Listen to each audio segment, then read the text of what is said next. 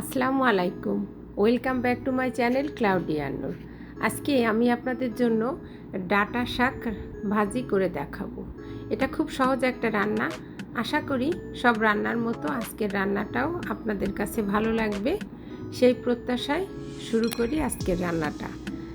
আজকে আমি বাগান থেকে এই যে আমার বাগানের এক অংশ টবের ভিতরে এই শাকগুলো কিন্তু সব হয়েছে। আমি কিন্তু এবার একটা শাকও লাগাইনি। আসলে এবার বাগান করতেছি না, কারণ ছুটিতে এখানে থাকবো না। এই হচ্ছে তার কারণ। এই যে বৈতা শাক, এগুলো কিন্তু কিছু মাটিতে কিছু টবে কিন্তু অনেক সুন্দর হয়েছে।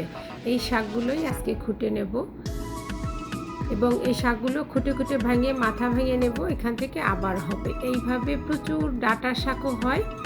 আমি ডাঁটা শাক এগুলো কিন্তু পুরো গোড়া তুলে নেব না, আমি ভেঙে ভেঙে সবগুলো নেব। তাতে হয় কি, পরবর্তীতে আবার এখান থেকে চিংড়ি দিয়ে হবে। এই যে আমি শাক তুলে নিলাম। এই আছে ডাঁটা শাকগুলো, এই আছে বৈতা শাকগুলো। আজকে আমি এখান থেকে এই ডাঁটা শাকটাই ভাজি করব। প্রথমে একটা ফ্রাই প্যান নিয়ে একটু তেল দিয়ে দিচ্ছি ছোট কিছু চিংড়ি মাছ। শাক পাতে একটু চিংড়ি মাছ বেশি ভালো লাগে। দিয়ে দিচ্ছি একটু লবণ। চিংড়ি মাছটা একটু ভাজা হওয়ার জন্য অপেক্ষা করি।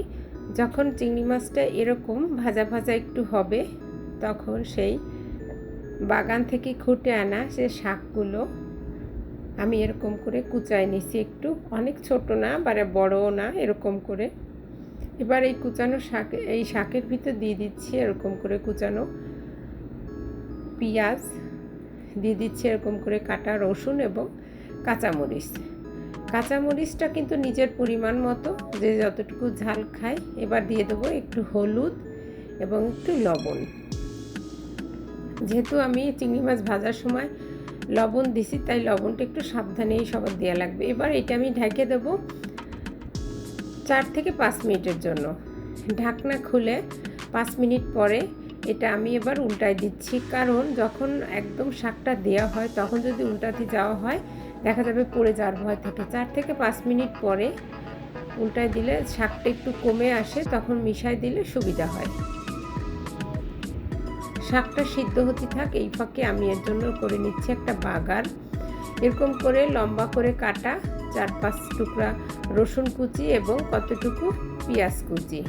এবার এইটা একটু ভাজা ভাজা হওয়ার অপেক্ষায় থাকি এবং এর ভিতরে দিয়ে দিচ্ছি আমি যে 5টা শুকনা মরিচ। আমি শুকনা মরিচের শুধু বোটাটা ফেলে দিচ্ছি, আমি কিন্তু অর্ধেকটাও করে দিইনি।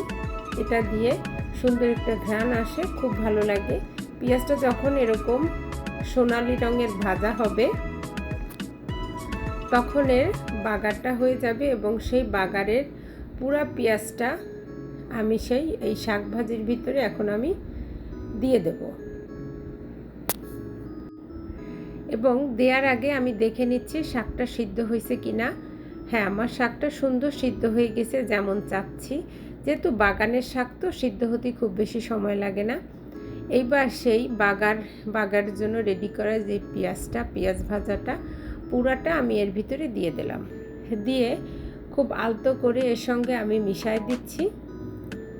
মিশাই দিয়ে আর কয়েক মিনিট আমি জাল দেব, তাহলে হয়ে যাবে আমার ডাঁটা শাক ভাজি করা। এটা দিয়ে এত সুন্দর একটা ঘ্রাণ আসতেছে যা আপনাদের আমি বলে বোঝাতে পারবো না।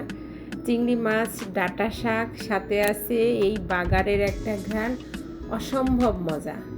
আশা করি রান্নাটা আপনাদের ভালো লাগছে। যদি ভালো লাগে রান্নাটা করে খাবেন।